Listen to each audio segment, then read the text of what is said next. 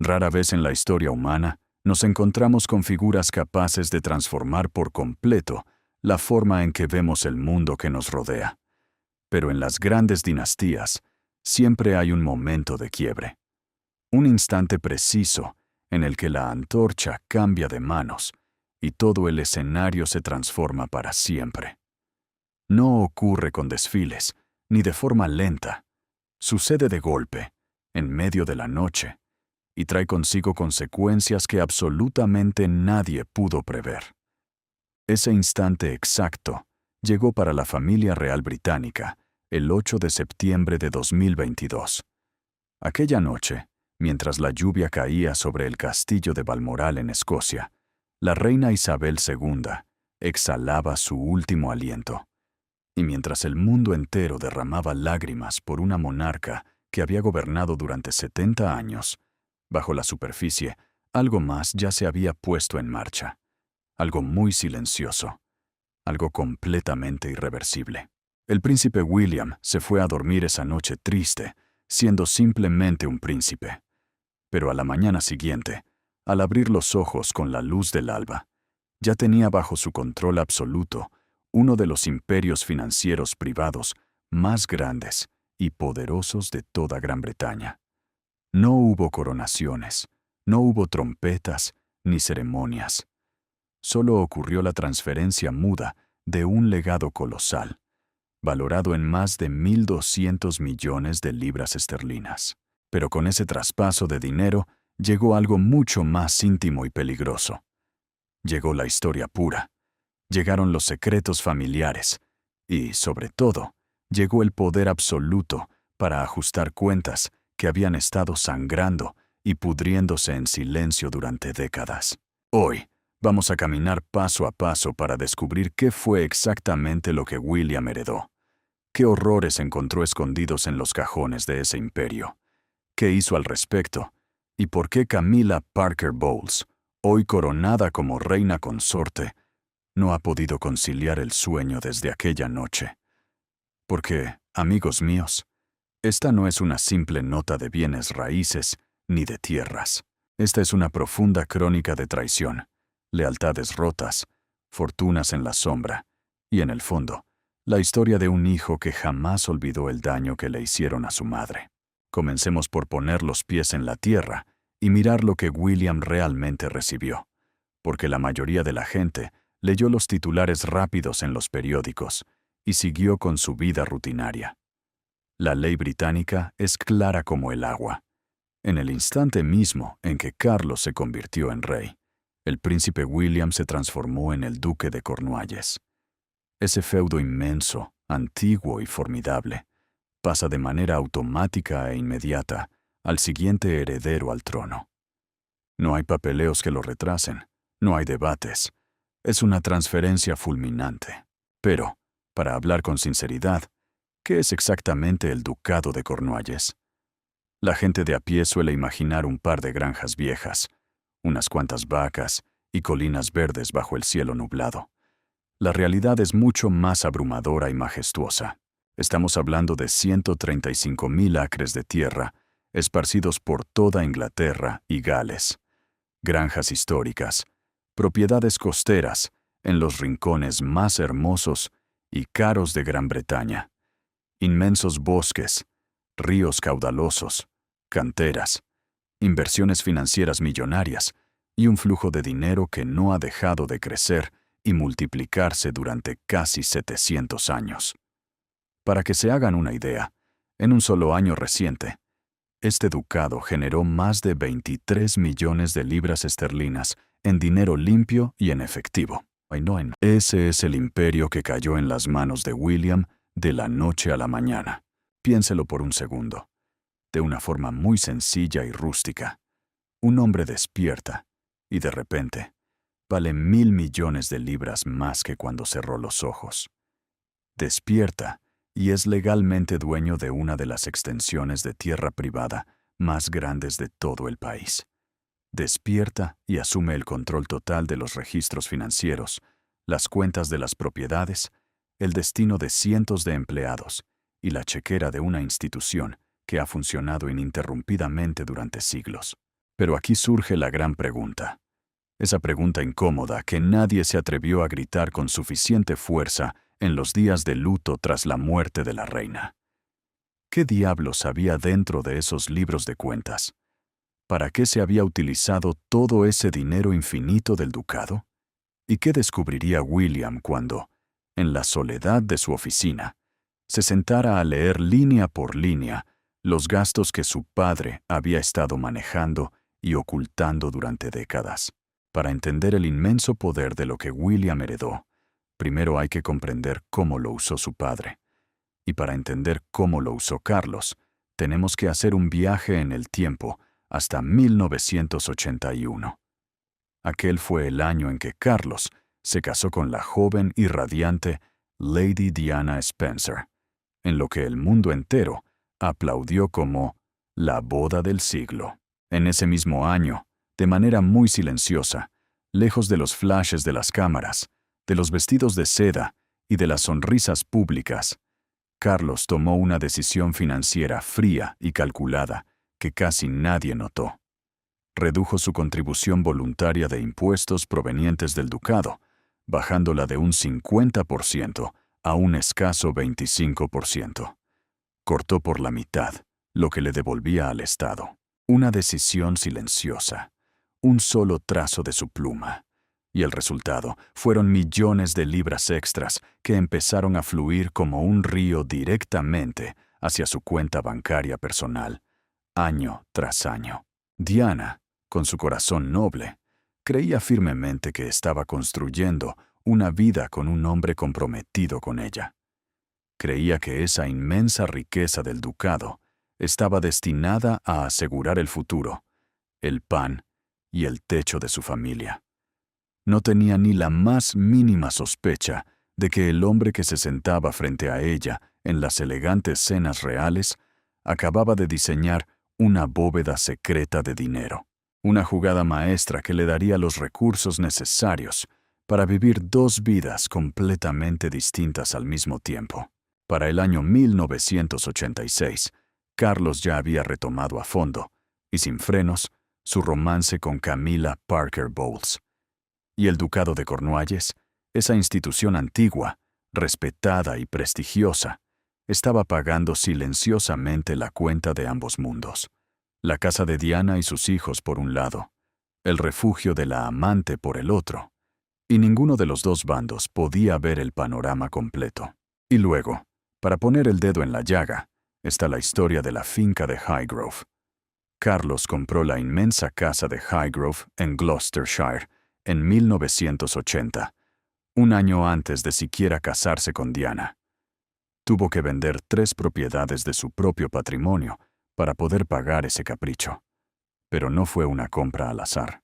Eligió esa casa de forma totalmente deliberada, por razones muy personales, usando su propio dinero, y lo hizo en un momento de su vida en el que sus sentimientos por Camilla no eran un recuerdo del pasado, sino una realidad ardiente y muy presente. Hoy, los registros de esa casa, los números de esas tierras y las llaves de esos secretos descansan en las manos de su hijo. William ya no es solo un príncipe, es el dueño de la verdad contable de su familia. Y el pasado, con todo su dolor y su peso, está ahora bajo su absoluto control. Diana, ajena a las sombras, se mudó allí creyendo dulcemente que construía un verdadero hogar. Con sus propias manos y su inmensa ternura, decoró cada habitación donde crió a William y a Harry. Lo que ella ignoraba era que, apenas cruzaba la puerta, Carlos introducía a Camilla. Ese mismo hogar que Diana forjó con tanta ilusión se convertía en el nido de la traición. Fuentes cercanas que trabajaron en esa casa han confirmado este patrón desgarrador. Y William, recordemos, creció en esa casa.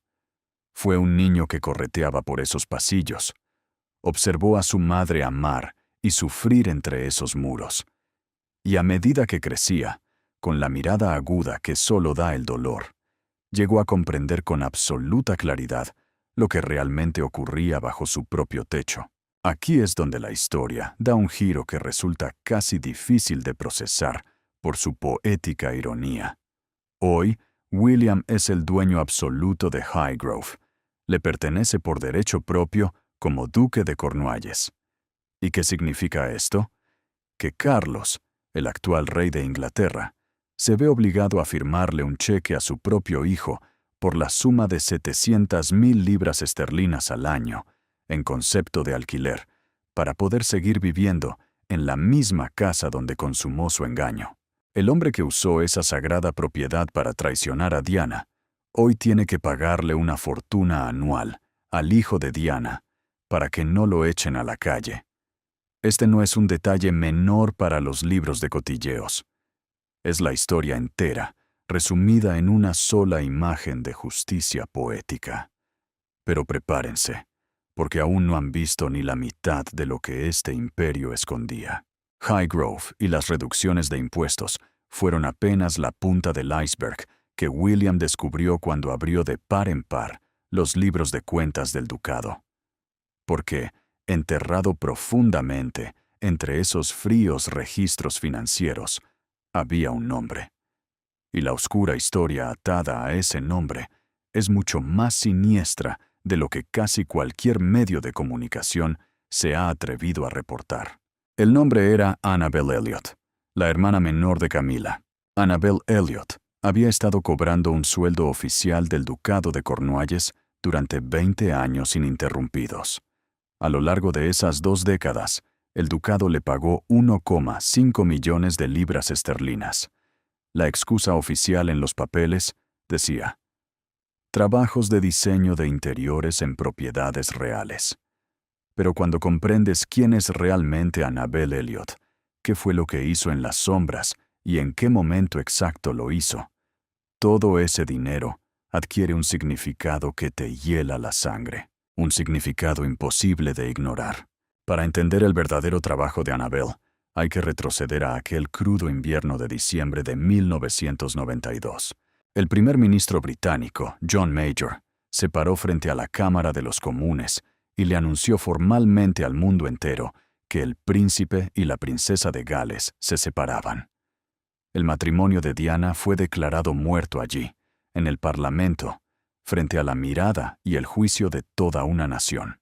Mientras Diana intentaba, en algún rincón solitario, procesar el momento más públicamente humillante de toda su existencia, había otra mujer estacionada afuera de la casa de Camila, con el motor del auto en marcha. Estaba allí para sacar a Camila a escondidas, ayudándola a huir de la jauría de periodistas que acorralaban la calle. Ella condujo el auto de escape el mismo día en que el matrimonio de Diana fue ejecutado en público. Esa mujer al volante era Annabel Elliot, pero su papel estelar no comenzó ese día de diciembre. Ese fue simplemente su acto más visible. Durante años antes de esa huida, Annabel y su esposo habían abierto discretamente las puertas de su tranquila casa de campo, convirtiéndola en el punto de encuentro habitual, el refugio seguro para Carlos y Camila.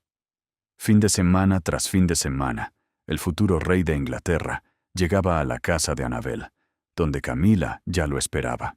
Annabel sabía a la perfección lo que ocurría bajo su propio techo. Ella lo facilitó. Se convirtió a sí misma en un pilar fundamental de la infraestructura de la infidelidad. Y luego está la brutalidad psicológica, la crueldad que nunca llegó a imprimirse en las portadas de los diarios. Diana era una mujer alta y elegante. Medía 1,78 metros. Carlos, por su parte, medía apenas 1,75 metros. Ella era visiblemente más alta que su propio esposo, y era dolorosa y agudamente consciente de ello. En cada aparición pública, en cada evento de gala, en cada fotografía oficial, Diana encogía su cuerpo de manera antinatural. Se encorvaba, inclinaba la cabeza y ajustaba su postura para no parecer que eclipsaba al hombre con el que se había casado. Día tras día, ella se hacía pequeña frente al mundo entero, solo para proteger el frágil ego de Carlos. A Camila y a Annabel esto les parecía sencillamente hilarante.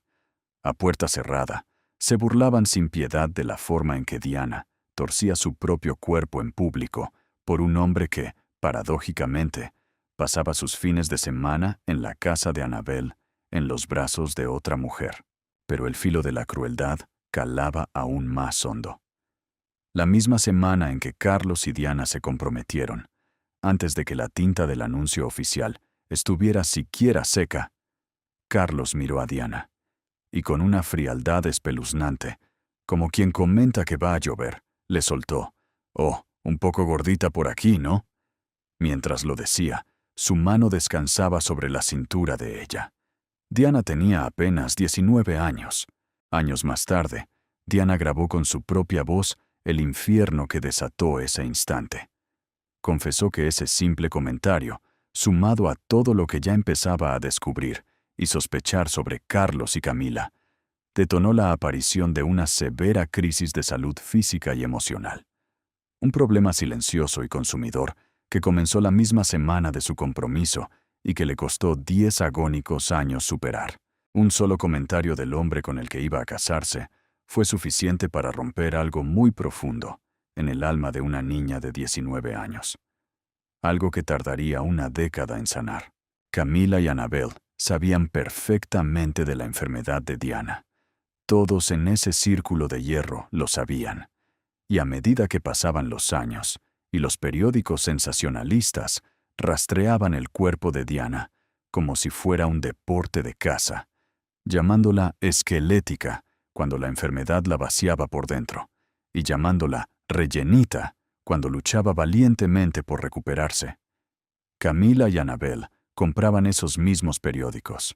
Se sentaban juntas y leían esos crueles titulares en voz alta la una a la otra, y se reían a carcajadas.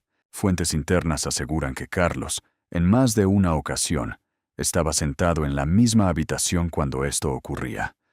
No les pedía que se callaran, no se levantaba para irse.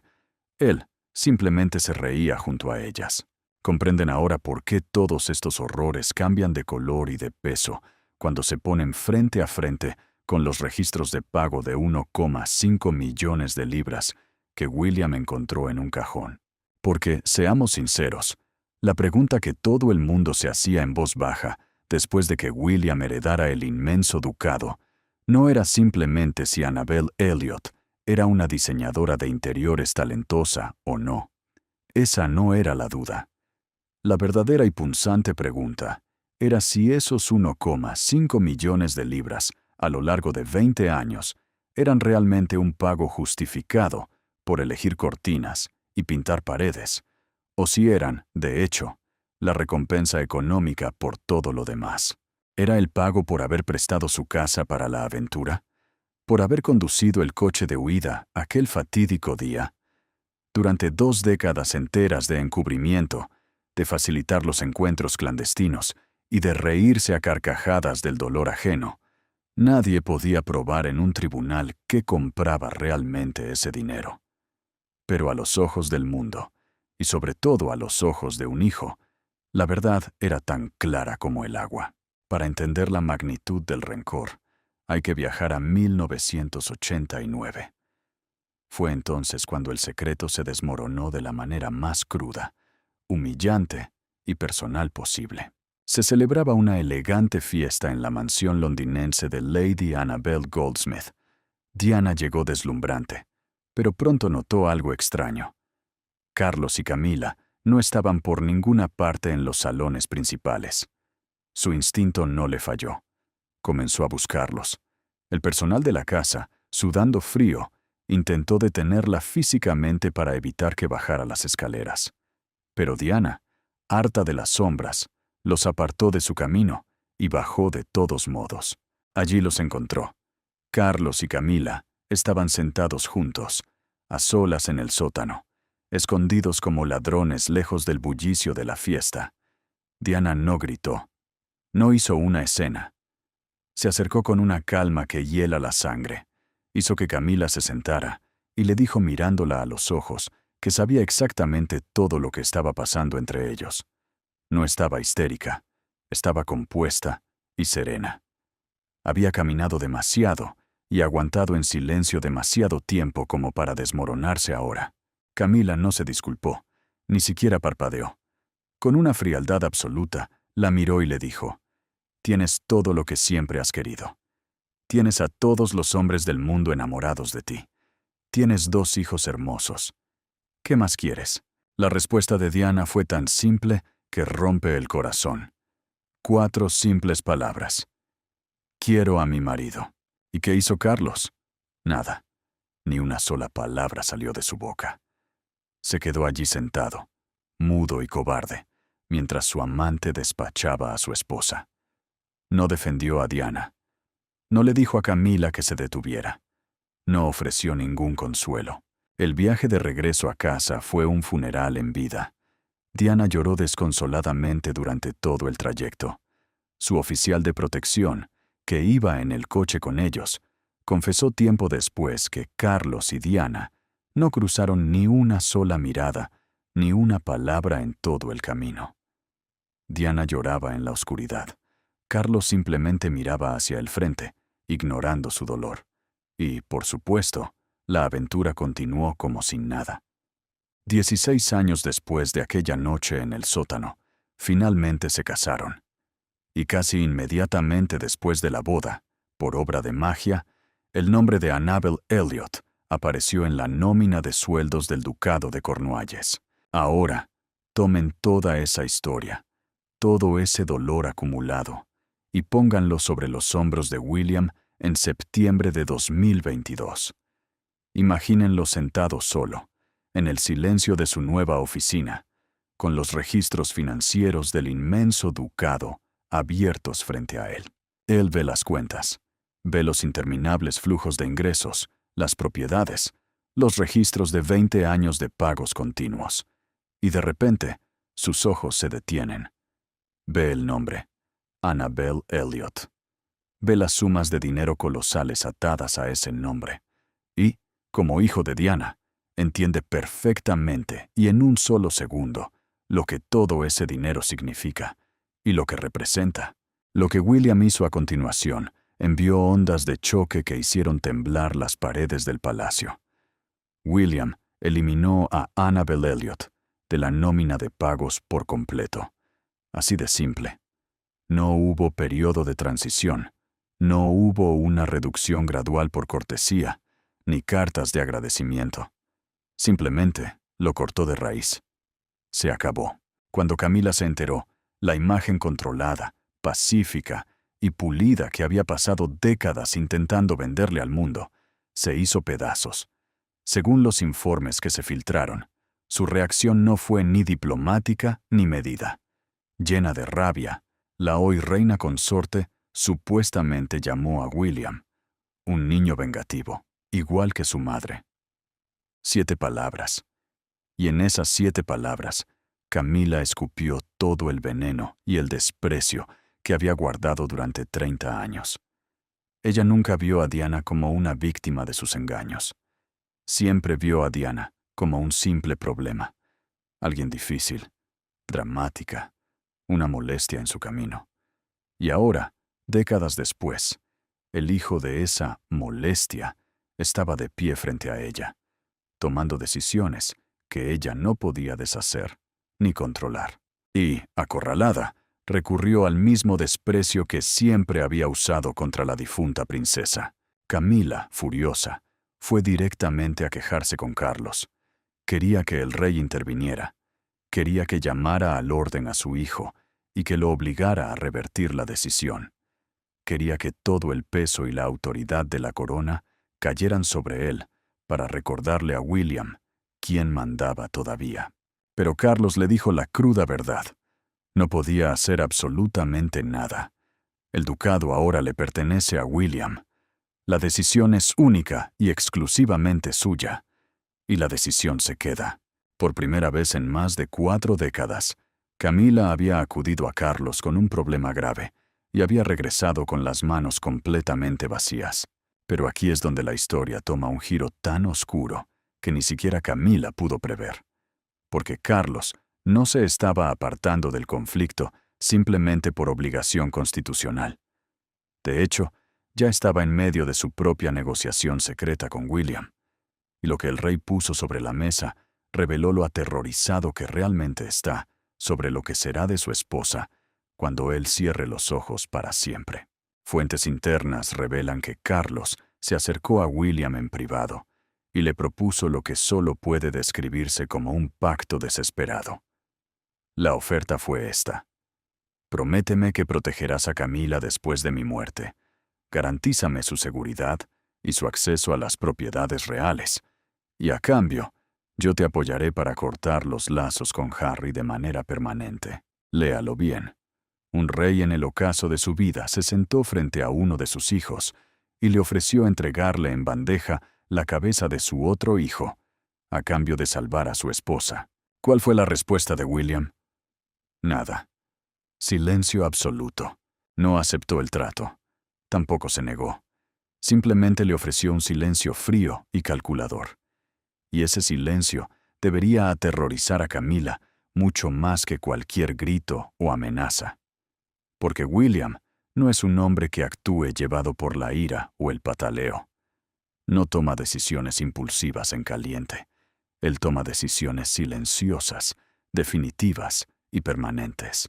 Eliminó a Annabel de la chequera real sin buscar una pelea a gritos. Se alejó de la maquiavélica oferta de su padre sin levantar la voz. Él simplemente sigue avanzando, moviendo sus piezas en el tablero y dejando que el tiempo haga su trabajo implacable. El tiempo pasa, pero las cicatrices quedan. Quienes se mueven en el círculo más íntimo y cercano a William no usan palabras suaves ni decorativas cuando tienen que describir los verdaderos sentimientos que el futuro rey de Inglaterra guarda hacia Camila. Dicen los que caminan por los pasillos del palacio que el resentimiento jamás ha abandonado a William. ¿Y cómo podría hacerlo? Él fue el testigo silencioso que vio a su madre soportar el calvario de ese matrimonio. Él, mejor que nadie en este mundo, sabe exactamente lo que aquella infidelidad le costó a Diana en lágrimas, en salud y en un sufrimiento profundo que jamás llegó a las páginas de ningún periódico. Si a lo largo de los años se ha mostrado estratégico, cordial y diplomático, es simplemente porque esa es su naturaleza y su deber como heredero, no porque en su corazón se haya perdonado absolutamente nada. Para entender la magnitud de estas heridas, hay una historia sobre William y los hijos de Camila que casi nunca se cuenta en la televisión, pero que revela hasta qué punto el pasado sigue latiendo bajo la alfombra real. Después de la trágica muerte de Diana, William finalmente tuvo que enfrentarse a conocer a Tom Parker Bowles y a Laura López, sus nuevos hermanastros. Con Tom, la dinámica se ajustó a una relación civilizada y manejable, fría como el hielo, pero funcional. Sin embargo, con Laura, la historia fue completamente distinta. La experta y autora de la realeza, Katie Nicholl, documentó la cruda realidad de lo que sucedía cuando William y Laura eran obligados a compartir el mismo espacio. No había cortesías ni sonrisas falsas. Tenían discusiones feroces, explosivas y llenas de dolor. Discusiones muy reales. William, sin titubear y sin pedir disculpas, culpaba directamente a Camila por todo el infierno al que Diana había sido sometida. Laura, por su parte, defendía a su madre con la misma fuerza y fiereza. Fueron choques de trenes emocionales, y William nunca olvidó esas peleas. Jamás olvidó lo que Camila le hizo a su familia.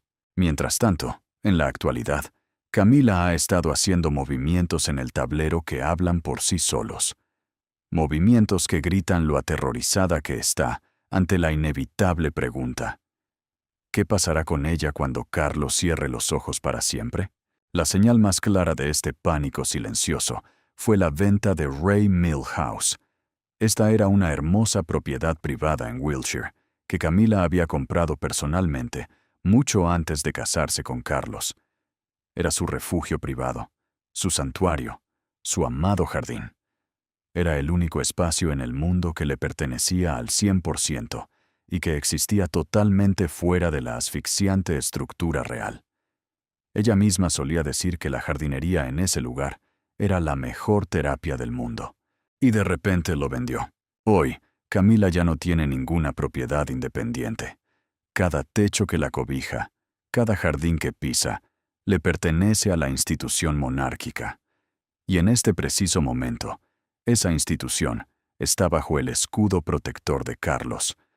Pero en el instante mismo en que Carlos exhale su último aliento, todo, absolutamente todo, pasará a ser de William. Fuentes muy cercanas a la corona aseguran que Camila está trabajando frenéticamente, casi a contrarreloj, tratando de conseguir acuerdos por escrito.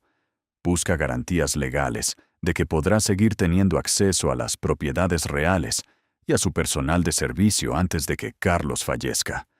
Está intentando atar todos los cabos sueltos, mientras todavía tiene a un rey de su lado. Pero hay un detalle letal. Hay algo que ningún acuerdo, ninguna negociación desesperada, ni la última voluntad de un rey moribundo puede cambiar jamás. Aquí es donde entra la cruda realidad legal, un muro de piedra que ningún plan maestro de Camila podrá derribar. Las majestuosas propiedades de Sandringham y Balmoral no son propiedades del gobierno. No pertenecen a la corona en el sentido institucional ni estatal.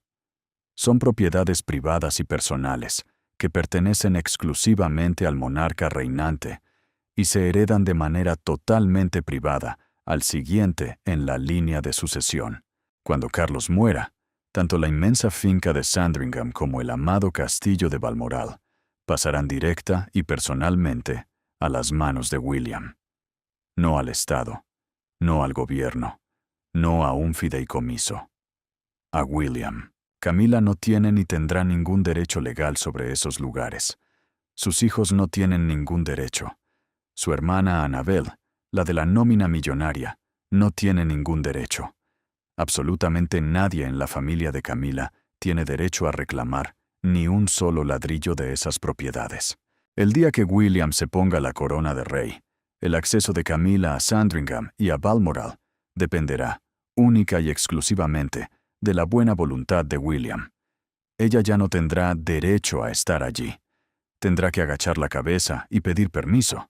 Y será William, el hijo de Diana, quien decidirá si le abre la puerta o se la cierra en la cara. Esto no son especulaciones baratas de revistas del corazón. No es la imaginación afiebrada de los comentaristas buscando drama donde no lo hay. Es la fría, dura y documentada realidad legal de cómo funcionan estas herencias. Y es una verdad que los muros del palacio conocen desde hace años. Camila, por mucha compostura y sonrisas de abuela afable que proyecte en público, lo sabe perfectamente. Piénselo con frialdad.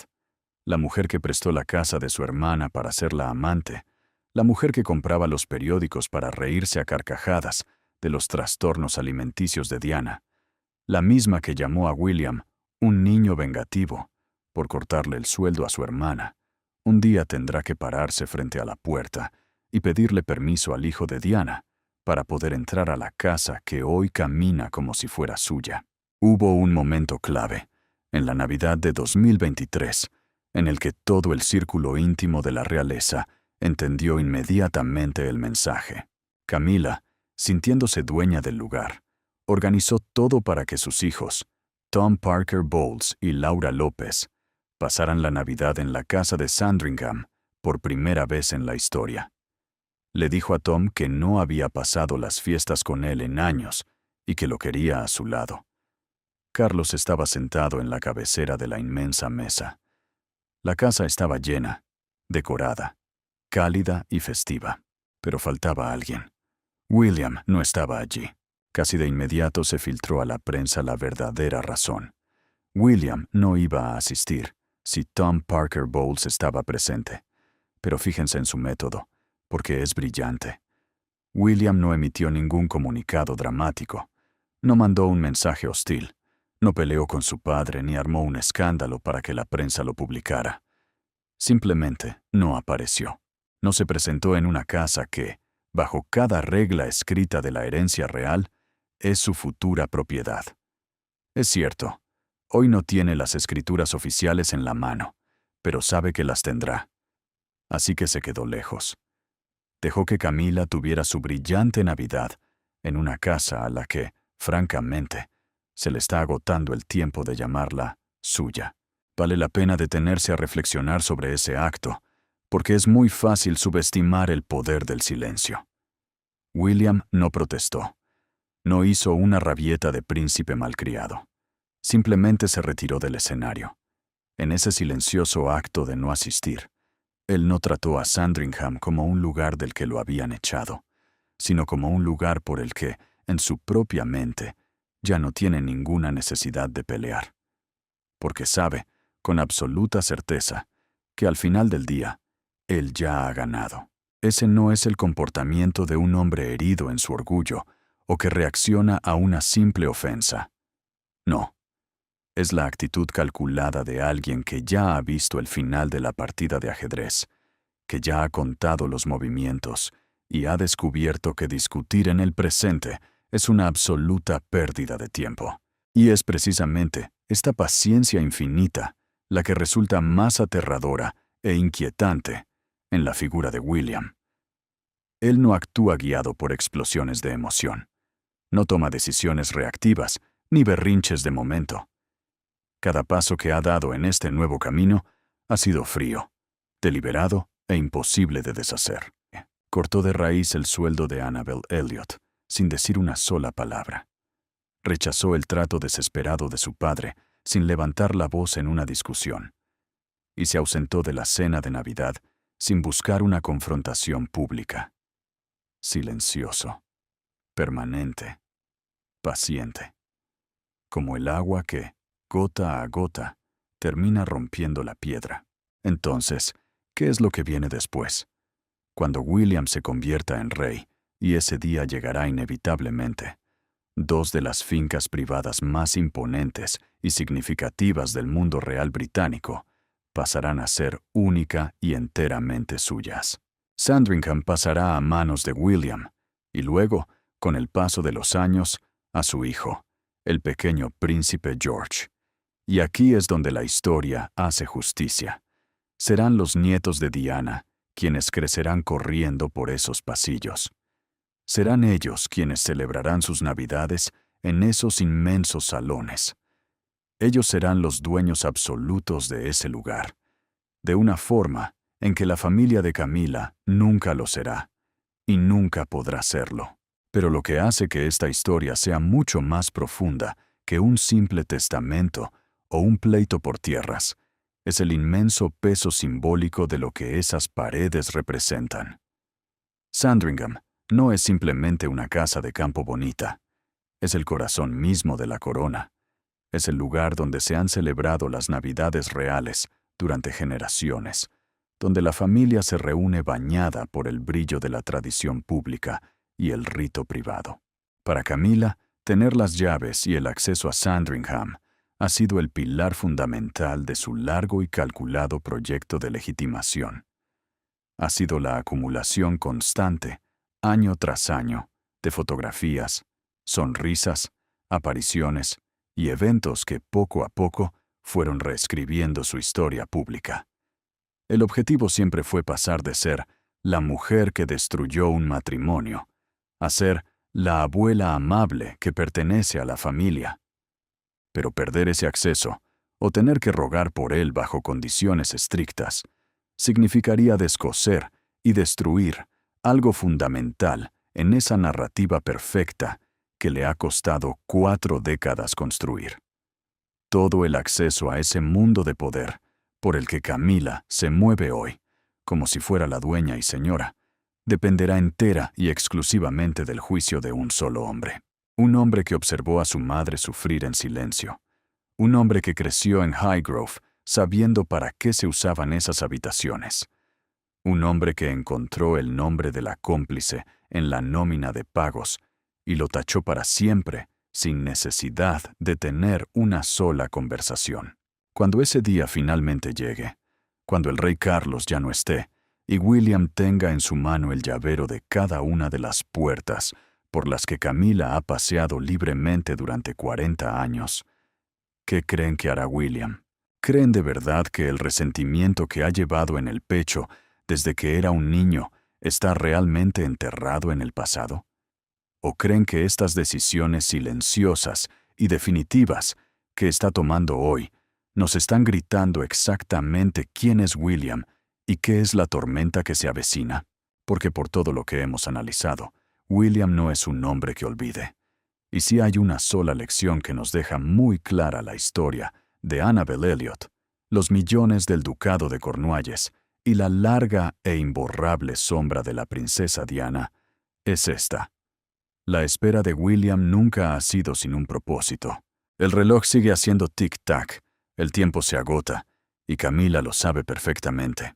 Si esta historia te ha dejado pensando y te ha revelado secretos que no conocías, déjanos un comentario aquí abajo. Queremos leer tus opiniones y saber si crees que William ya ha tomado su decisión final. Haz clic en suscribirse si eres nuevo en este canal y no olvides activar la campanita de notificaciones, porque aquí desenterramos las verdaderas historias de la realeza que la prensa tradicional nunca se atreve a contar hasta el fondo. Nos vemos en el próximo reportaje. Próximo reportaje. Próximo reportaje. Próximo reportaje.